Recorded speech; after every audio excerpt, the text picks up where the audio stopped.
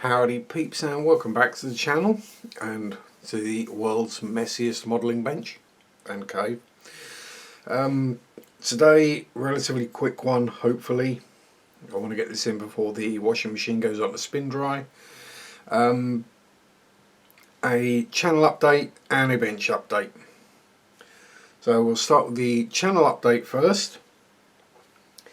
As you're watching, you've probably already realised, unless you're one of those nasty horrible people that runs an ad blocker, in which case go away, you're not welcome,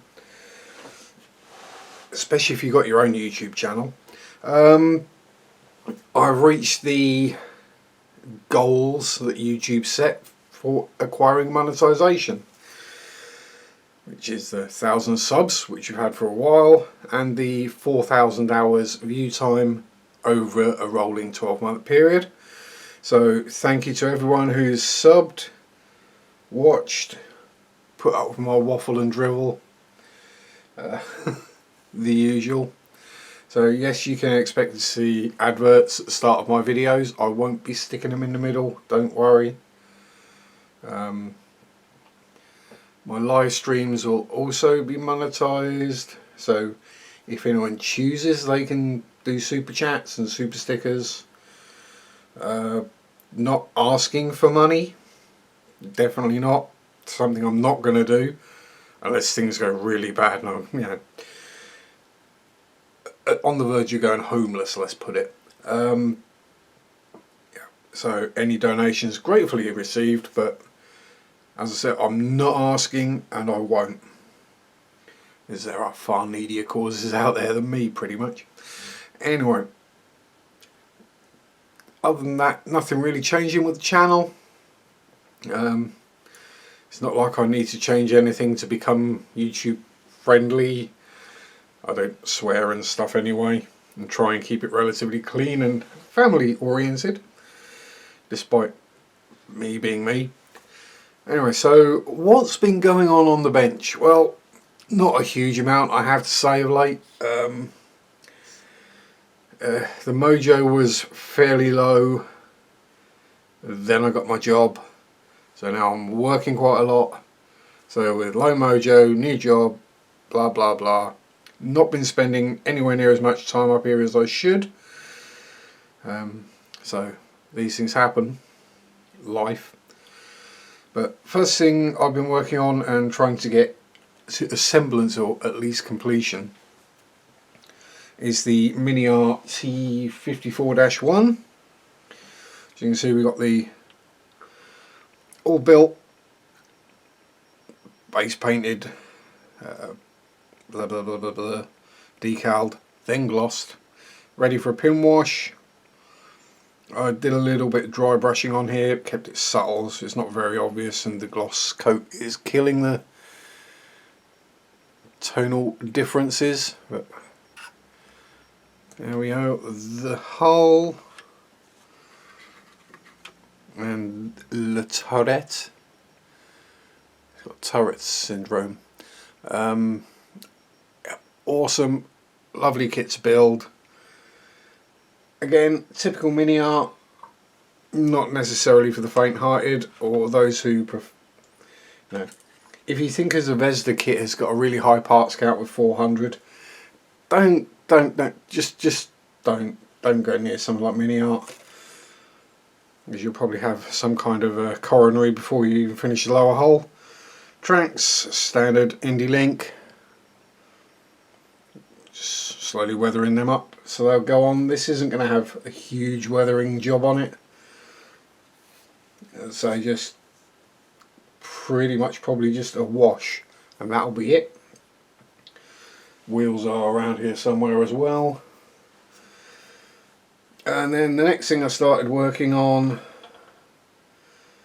was this nasty thing. What was it called? A Panther. I've been calling it a Panturd because it's German, so therefore it's a turd. Panther 2.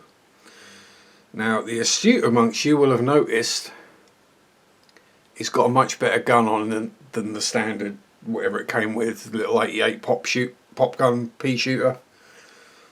Let's be honest, tank this size, I mean, compare it to the T54, it is clonker. It needed a bigger gun. Thankfully the kit comes with the barrel and stuff, so I think it's the same sprue they do for their Yag Panther. So I just stuck the Yag Panther gun on there. You know what, it looks better, got to admit. It's still horrible, but you know, looks better. As far as how the kit went together, overall, yeah, very well. Some of the fit not the best. Some of the mounting locations, again, pretty vague. The actual front of the turret, yeah, less said better. It's got the detail on it, but the detail's moulded on the wrong side. So all the torch cut and weld detail is actually on the inside, because you can't get the gun to mount the right way. Yeah. Other than that, yeah, it went together okay. No big issues. The biggest pig were probably the tracks. Well, that's because they're the 5-piece per link jobbies. So you've got the main guide horn section, the bit that goes in between, the smaller part that goes in between, and then the 2 cleats either side of that as well. Do get a jig, I advise using it. And yes, they're meant to be workable. Obviously these ones aren't, because the glue surfaces are so small that if you were to try and glue it to make them workable, in my mind it's just not going to work. They're either going to fall apart the second you try and handle them, or you're going to glue them solid anyway. So that's that. Not entirely sure of colour scheme yet. I might do proper colour scheme, green with red stars, or I might do some nasty baby poop yellow, green and brown thing. It's just whether I can stomach having one of them sat on my shelf, really. It may well just get built, painted and hit with a hammer, which, let's be honest, it's German, who cares. It's a model. So having that built and ready for paint, the T54 in the process of paint, I decided time to start something else. So I started the Tamiya 1700 King George V. 4 parts glued together so far. Gone together well. That's about all I can say, really. I've not got any further. But yeah, yeah, a little bit of sanding needed around the lower hull and the bottom plate. There's a bit of a ridge there and a bit of a gap. Whether that's just me not glued it straight, but it virtually clips in, so doubtful. So one side will need a little bit of filling, one side will need a little bit of sanding, but nothing too much of an issue. Debating on how I'm going to do it, whether I build everything that's basically going on the top here as sub-assemblies. So it's then a case of spraying the sides grey, spraying the top wood coloured, and then spraying all the other bits grey, and then sticking them all on, or whether I do it all at once. Probably going to be easier to do at least the major sub-assemblies, things like the anti-aircraft guns, easy enough to paint with a brush. But things like the superstructure and the turrets I'll leave separate for sure. And there we go. That's where Sharpie the Woogie is up to at the bench. Probably next up on the bench, once I've finished the T54, maybe I might try and get the Panther finished as well, because that just needs a couple of coats of paint on it. Is probably going to be Tamiya's 148 Spitfire Mark 1, or the Solari 172, I think it's the MiG 37 ferret that I won in an auction yesterday, which does look a very cool plane. Pretty much a what if, I think. Yeah, very cool plane. It's going to be a god awful kit because it's made by Italeri, so there we go. But there we are. That's kind of what might be coming up soon up here anyway.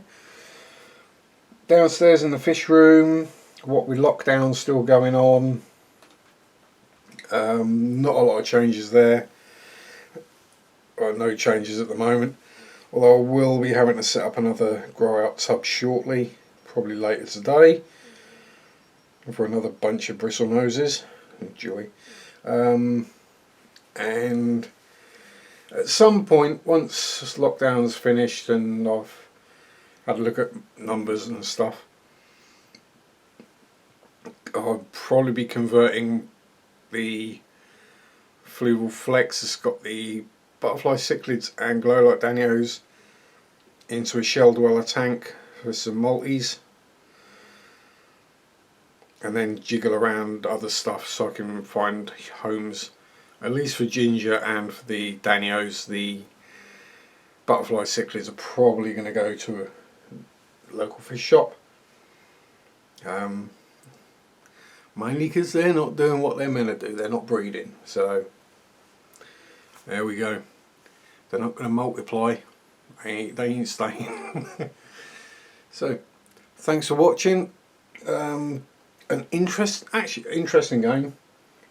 If you're watching, stick down in the comments what advert you got. So it'll be interesting to see what adverts turn up on my videos. You never know. Might be something that people might actually be interested in who are watching a modelling video or a fish video. It might be something completely random, but you never know. Anyway, thanks for watching. Enjoy your hobby, whatever it is.